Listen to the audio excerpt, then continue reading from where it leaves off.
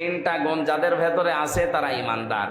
এক নম্বরে যারা দুনিয়ায় নামাজ কায়েম করে, দুই নম্বরে সম্পদ থাকলে যাকাত দেয়, তিন নম্বরে যারা রুকুকারীদের সাথে রুকু করে, তার মানে জামাতে হাজির হয়ে যারা নামাজ পড়ে। এই তিনটা গুণ যাদের ভেতরে আছে এরা ইমানদার। এদের সাথে বন্ধুত্ব করার নির্দেশ কার? যত ভালো কাজ করেছি এটা কবুল হয়েছে কিনা জানার একটা পদ্ধতি আছে। কয়টা? এই কথা বুঝতেছে? আমার জীবনের এই ভালো কাজগুলো আসলে আল্লাহর দরবারে কবুল হয়েছে কিনা জানার পদ্ধতি বললাম কয়টা? হ্যাঁ একটা। চারটা বলছে কি?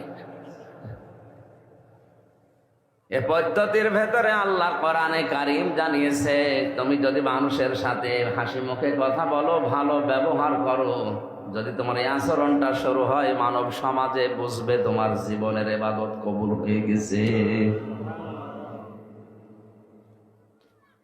আর যদি কর্কশ ভাষী হয়, মানুষের সাথে কথা বললে গরম দিয়ে কথা বলে, ওর আচরণ ভালো নাই, রূঢ় রুষ্ট কর্কশ, বুঝতে হবে ওর জীবনের ওই ভালো কাজগুলো এখনো আল্লাহ পছন্দ করেনি।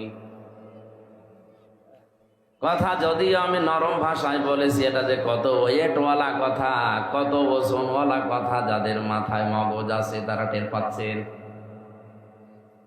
আমার জীবনের ভালো কাজগুলো কবুল হয়েছে কিনা আল্লাহ নিজে জানিয়েছেন। যখন তোমার আচরণ মানুষের সাথে ভালো হবে, তুমি দেখবে যে ভালো হচ্ছে, বুঝবে আপনার জীবন আল্লাহর কাছে ভালো লেগেছে। মানুষের জীবনে সফলতা বেশি দিন বেঁচে আছে না। মানুষের জীবনের সফলতা বেশি দিন ক্ষমতায় আছে না। 4-5টা বিয়ে করেছে আমার কুষ্টিয়ার, আর 7টা বিয়ে করে সংসার চালাচ্ছে। আরো কয় বিয়ে করিস? এটা জায়েজ না হারাম? একসাথে সর্বোচ্চ 4টা রাখা যায়। আরো 7টা নিয়ে করছে। ও বলছে আমার মায়ের মান্যত ছিল, আমি 7টা বিয়ে করবো, আমি করিস।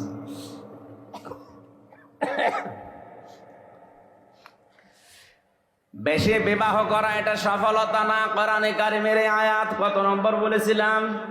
সূরা আলে ইমরানের 185 নম্বর আয়াতে আল্লাহ জানিয়েছেন, কুল্লু নাফসিন যায়িকাতুল মাউত ওয়া ইন্নামা তুওয়াফাউনা উজুরাকুম ইয়াওমাল কিয়ামাহ ফামান যুহজিহা আনিন নার ওয়া উদখিলাল জান্নাতা ফাকাদ ফাজ।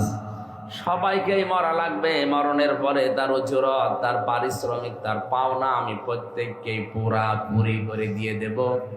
ওই লোকটার জীবন তো সফল, যাকে আল্লাহ জাহান্নামের কাছ থেকে আস্তে আস্তে সরিয়ে জান্নাতের দিকে এগিয়ে দিচ্ছে।